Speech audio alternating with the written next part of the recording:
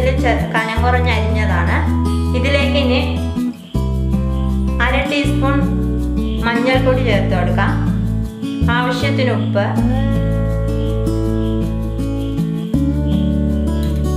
ഇത് ചേർത്ത് കൊടുത്തിട്ട് നന്നായിട്ട് ഇതൊന്ന് യോജിപ്പിച്ചെടുക്കണം.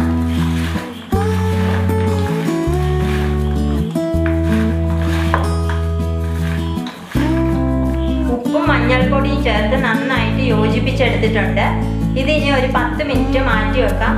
ഇതിൽ ഉപ്പൊക്കെ ഒന്ന് നന്നായിട്ട് പിടിച്ചു വരാനായിട്ട്. പാവയ്ക്ക ഉപ്പും മഞ്ഞൾപ്പൊടിയും ചേർത്ത് വെച്ചിട്ട് 10 മിനിറ്റ് ആയിട്ടുണ്ട്. ഇനി ഇത് നമുക്കൊന്ന് ഫ്രൈ ചെയ്തെടുക്കണം. ഇത് ഫ്രൈ ചെയ്തെടുക്കാൻ ആവശ്യമായിട്ടുള്ള നല്ലെണ്ണ ഒഴിച്ചു കൊടുക്കാം. എണ്ണ ചൂടായി വന്നിട്ടുണ്ട്. ഇനി നമുക്ക് മാറ്റി വെച്ചിരിക്കുന്ന പാവയ്ക്ക ഇതിലേക്ക് ചേർത്ത് കൊടുക്കാം.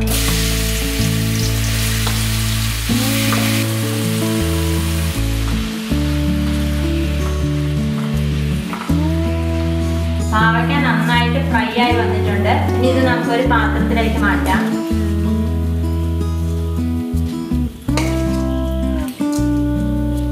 ഈ എണ്ണയിൽ തന്നെ അല്പം കടുക് ഇട്ട് കൊടുക്കാം. കടുക് പൊട്ടി വന്നിട്ടുണ്ട്. അല്പം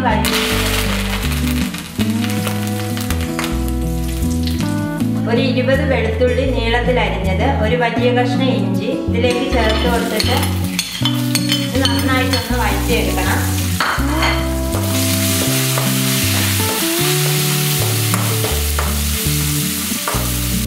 ഇതിലേക്ക് 2 പച്ചമുളക് കീറിയതും കൂടെ ഇട്ട് കൊടുക്കാം.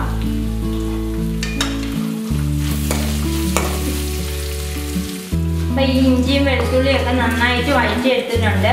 ഇനി തീ കുറച്ച് വെച്ചതിന് ശേഷം നമുക്ക് ഇതിലേക്ക് മുളക് പൊടി 1 ടേബിൾ സ്പൂൺ ചേർത്ത് കൊടുക്കാം. 1/4 ടീസ്പൂൺ മഞ്ഞൾപ്പൊടി. ഇതിന്റെ പച്ചമണം മാറാനായിട്ട് നന്നായിട്ടൊന്ന് വഴറ്റി കൊടുക്കാം.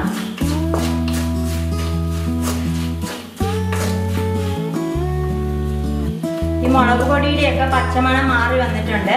ഇതിലേക്ക് 1/4 കപ്പ് വിനാഗിരി ചേർത്ത് കൊടുക്കാം. 1/2 ടീസ്പൂൺ ഉലുവാപ്പൊടി, 1/4 ടീസ്പൂൺ കായപ്പൊടി. ഇതൊന്ന് മിക്സ് ചെയ്ത് കൊടുക്കാം.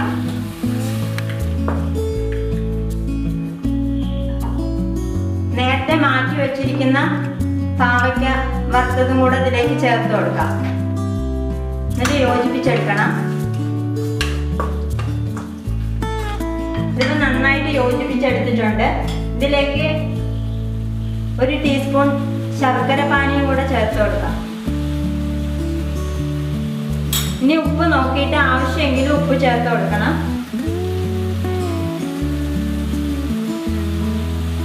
ഇത് നന്നായിട്ടൊന്ന് മിക്സ് ചെയ്തെടുക്കാം.